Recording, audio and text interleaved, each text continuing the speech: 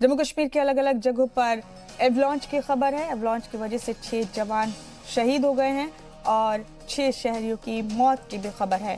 जम्मू कश्मीर के मुख्तलिफ हिस्सों में एवलांच हुआ है। एवलांच ने तबाही कई जगह मचा दी है। 6 जवान शहीद हो गए हैं। एवलांच के चलते 6 शहरियों की भी मौत हो गई है। कई जगह हालांकि रेस्क्यू ऑपरेशन चलाकर कई लोगों को बचा लिया गया। हिंदुस्तानी फौज ने करीब 6 सैलानियों को भी एवलांच की चपेट में आने के बाद महफूज तरीके से बाहर निकाल लिया, लेकिन कई जगह पर अफसोसनाक खबर यह है कि फौज के 6 जवान शहीद हो गए। 6 शहरी भी एवलांच की चपेट में आकर अपनी जान गंवा बैठे।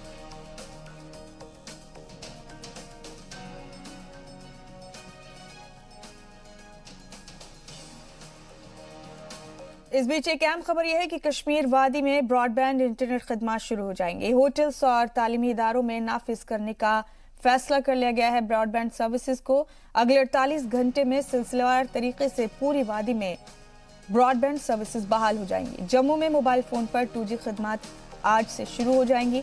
5 अगस्त को 370 हटाने के बाद से इंटरनेट खदमात बंद थी। अहम अपडेट इस वक्त का आपको बता रहे हैं। जम्मू कश्मीर में ब्रॉडबैंड खदमात जल्द शुरू कर दी जाएंगी। अगले 48 घंटों में होटलों और तालीमी इदारों में ब्रॉडबैंड सर्विसेज शुरू कर दी जाएंगी। आपको बता दें कि पिछले साल 5 अगस्त को जब से आर्टिकल 370 मंसूख किया गया जम्मू और कश्मीर से, तब से वहां इंटरनेट सर्विसेज बंद थी। लेकिन अब राहत की खबर यह है कि तालीमी इदारों और होटल्स में ब्रॉडबैंड सर्विसेज शुरू कर दी जाएंगी।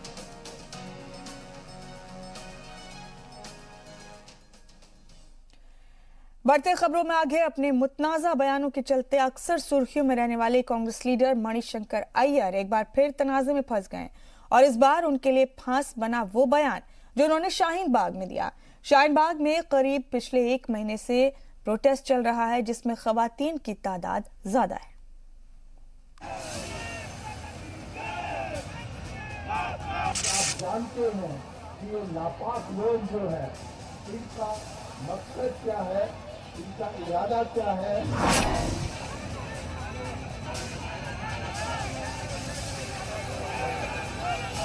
और जो भी हम पर कोई सवाल उठाए, हम क्यों उसका जवाब दें?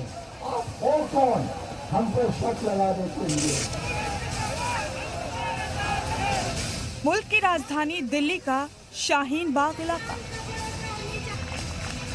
शहरियत तरमीमी कानून और NRC के खिलाफ यहाँ करीब 1 महीने से एहतिजाजी मुजाहरा चल रहा है।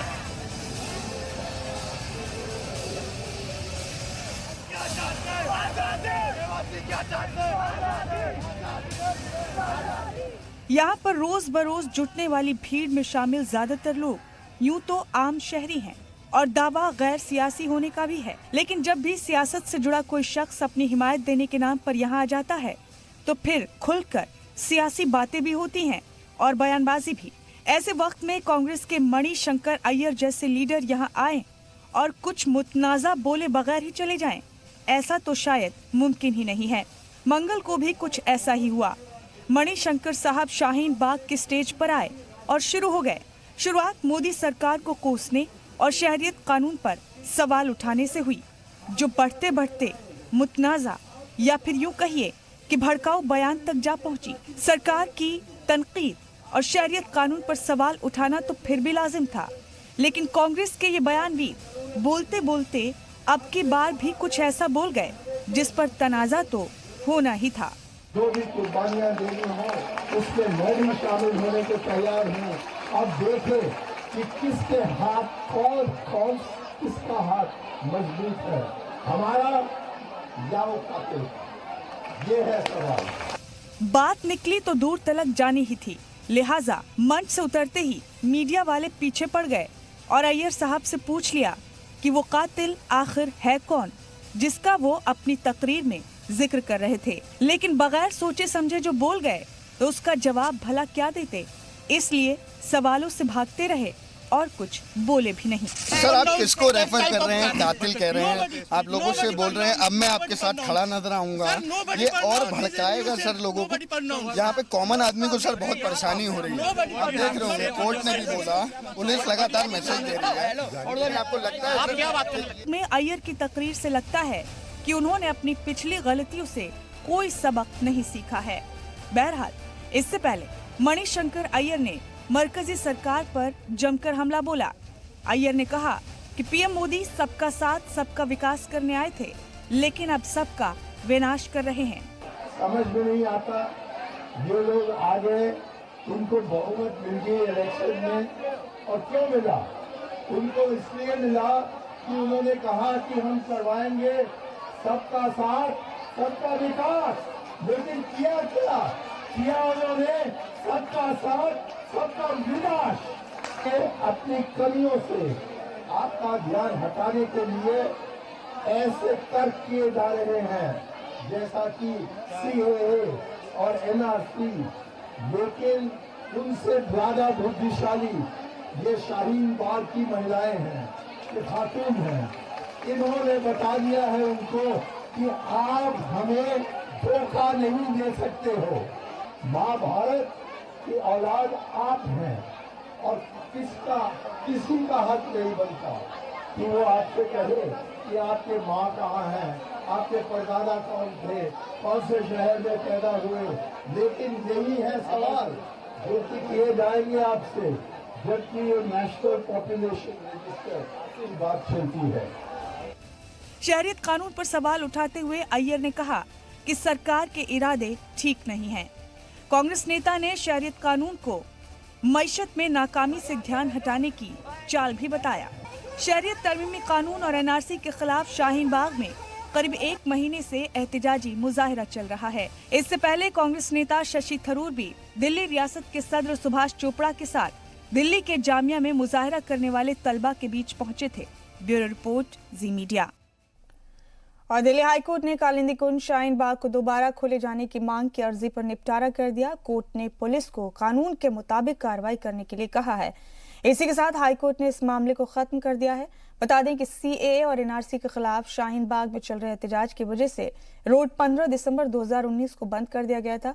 एडवोकेट और सामाजिक कारकुन अमित साहनी ने कोर्ट में PIL दाखिल की थी, जिस पर कोर्ट ने पुलिस को कार्रवाई करने का हुक्म दिया। हालांकि कोर्ट ने पुलिस को कोई वक्त मुतय्यन नहीं किया है।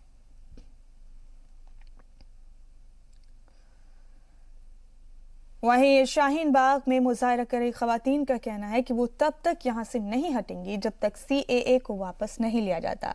खवातीन सरकार से नाराज भी नजर आ रही हैं। हमारे नुमाइंदे शुएब रजा ने कुछ खवातीन से यहां बात की।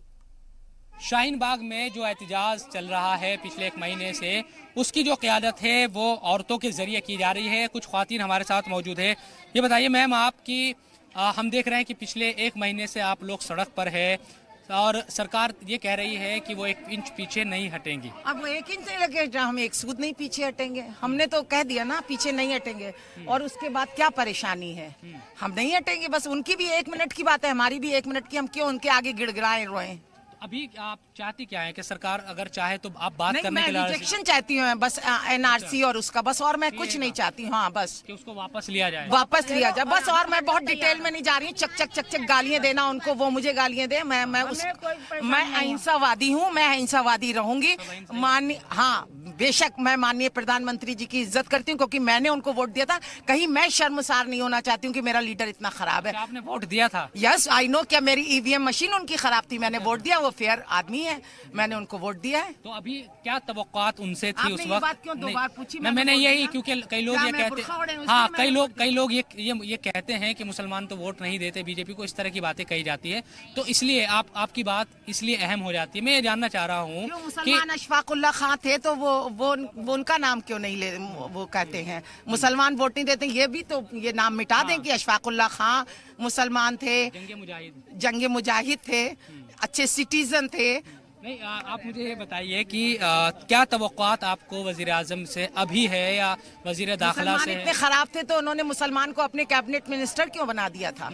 तो हम मुसलमान वफादार हैं, दगाबाज नहीं है। हम देश के बिल्कुल अच्छे नागरिक हैं, हम प्रूफ कर चुके हैं। हमें इसलिए बार बार बताना नहीं है किसी को। हम अभी भी प्रूफ कर देंगे कि हम कितने अच्छे सिटीजन हैं। आप अभी गोलियां चलवाइए, हम देखिए लेट जाएंगे, हम ना उन पे पत्थर बरसाएंगे। कोई कोर्ट ने भी ये कहा है कि आप बीच का एक रास्ता निकालिए। ऐसा नहीं कि कोर्ट ने या किसी ने भी कहा है कि गोलियां या इनको हटाइए, लेकिन हम ये चाहते हैं क्योंकि इस मसले का आपके वर्स्ट उससे भी तैयार हैं, आपके वर्स्ट लेवल से भी तैयार हैं। हम ये जानना चाहते हैं आपसे कि अभी रास्ता है क्या कि बातचीत हो? नहीं, बस एनआरसी हट जाए, बस एक रास्ता है कि वो ये अपना ये तो अभी आई नहीं सीए और ये सीए के बाद एनआरसी। आप हमें भोला बबुआ न समझिए, हमें ना मामू बनाइए। नहीं, चलिए एनपीआर तो ठीक है, मर्दमशुमारी है, निकला हुआ है उसको वापस। और देखिए, हम तो किसी चीज पे बोलते ही नहीं। जीएसटी आ गई, ये आ गई, वो आ गई। देश वो पुराना हिंदुस्तान कहाँ था और वो आज कहाँ आ गया। ये आप लोग तो ज्यादा अक्लमंद है, ज्यादा पढ़े लिखे। हम तो अखबार भी 2 मिनट पढ़ते हैं क्योंकि घर का काम भी करना होता है। आप तो मीडिया भी हैं तो आपको ज्यादा मालूम होगा। पढ़ती है, लग रहा है आप खूब पढ़ती है। नहीं नहीं नहीं, ऐसा नहीं है। आपने देखा है देश में क्या हो गया। अब इससे ज्यादा कुछ बुरा हो जाएगा कि स्कूल बंद हो गए। अरे मारने वाला भी स्टूडेंट है, मरने वाला भी स्टूडेंट है। मर तो दोनों रहे हैं ना, प्रॉब्लम तो दोनों तरफ है। तो अब आप खुद समझ लिए देश कहाँ है। इसलिए बस मैं और कुछ नहीं कर। चलिए, ये जो महिलाएं हैं, औरतें हैं, क्योंकि यही क़यादत कर रही है एक तरीके से शाहीन बाग में जो मुजाहरा हो रहा है उसकी, और उनकी बातों को आपने सुना। उनका सीधे तौर पर यही कहना है कि सीए को वापस ले सरकार, तभी वो यहाँ से उठेगी। हालांकि कोर्ट से कई लोग कई तरह की उम्मीदें भी लगाए हुए थे, लेकिन कोर्ट की तरफ से भी यही कहा गया कि कोई बीच का रास्ता इस तरह से निकालिए कि कम से कम इन लोगों को किसी तरह की दिक्कत ना हो, किसी तरह की यानी कि इसके पीछे कोई हिंसा या तशद्दुद ना हो और आराम से पुलिस अपने तरीके से यहाँ काम करे। कैमरामैन अनुज के साथ जी मीडिया के लिए दिल्ली से मैं शुएब रजा।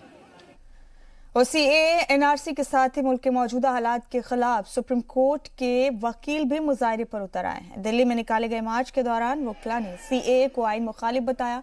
मुजाहिरीन का कहना है कि वो हजारों साल से मुल्क में रह रहे मुस्लिम भाइयों को अकेला नहीं छोड़ सकते। अदलिया को आइन का हिस्सा बताते हुए वकीलों ने इसे अपनी जिम्मेदारी बताया। इस दौरान कसीर तादाद में वकीलों ने मरकजी हुकूमत के खिलाफ नारेबाजी की।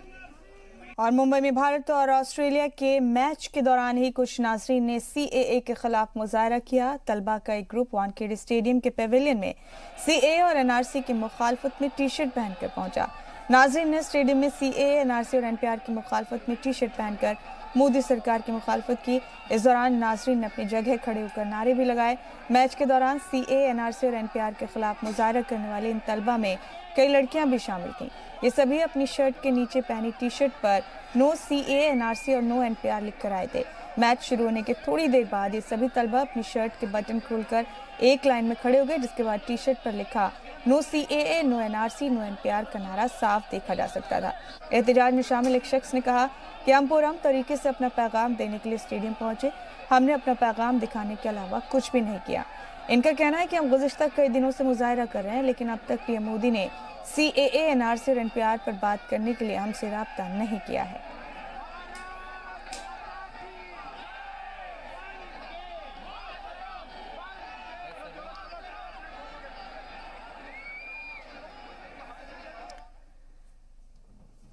और आपको बता दें कि बीएसपी सदर मायावती का आज 64वां यौम पैदाइश है। इस मौके पर उन्होंने लखनऊ में मीडिया को खिताब किया।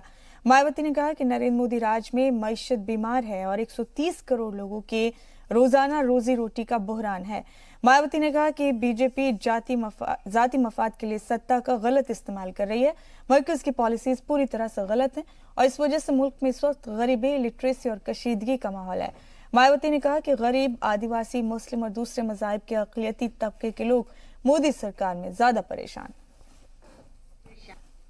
बीजेपी की केंद्र सरकार यदि इसी प्रकार कांग्रेस पार्टी की सरकार के ही पैटर्न पर लगातार चलती रही तो तब ये पार्टी भी यहाँ राज्यों से एक एक करके विदा होने के बाद फिर आगे इनकी भी स्थिति कांग्रेस पार्टी से भी कहीं ज़्यादा बदतर हो जाएगी। कि बीजेपी अगर कांग्रेस पार्टी के ही पद चिन्हों पर चलते रहने की बजाय देश में शांति व कानून व्यवस्था की स्थापना करने के साथ साथ यहाँ के करोड़ों लोगों की गरीबी व बेरोजगारी को दूर करने आदि में अपनी पार्टी एवं सरकार की पूरी शक्ति व संसाधन लगाती है तो ये देश में आम जनहित में ज़्यादा बेहतर होगा। इसके साथ ही हर धर्म, हर जाति व हर वर्ग से ताल्लुक़ रखने वाले लोग, चाहे वे देश के किसी भी हिस्से में रह रहे हों, आज वे किसी न किसी रूप में चिंतित, परेशान व इधर उधर भागते हुए ही नजर आते हैं। केंद्र की इस प्रकार की गलत नीतियों व गलत कार्यशैली के प्रभाव के कारण ही अब पूरे देश में शांति व कानून व्यवस्था तथा विकास का अभाव है। ऐसे में देश कैसे आगे बढ़ सकता है, तरक्की कर सकता है? यही कारण है कि आज हमारा देश गलत व नेगेटिव कारणों से ही सुर्खियों में ज़्यादा बना हुआ है।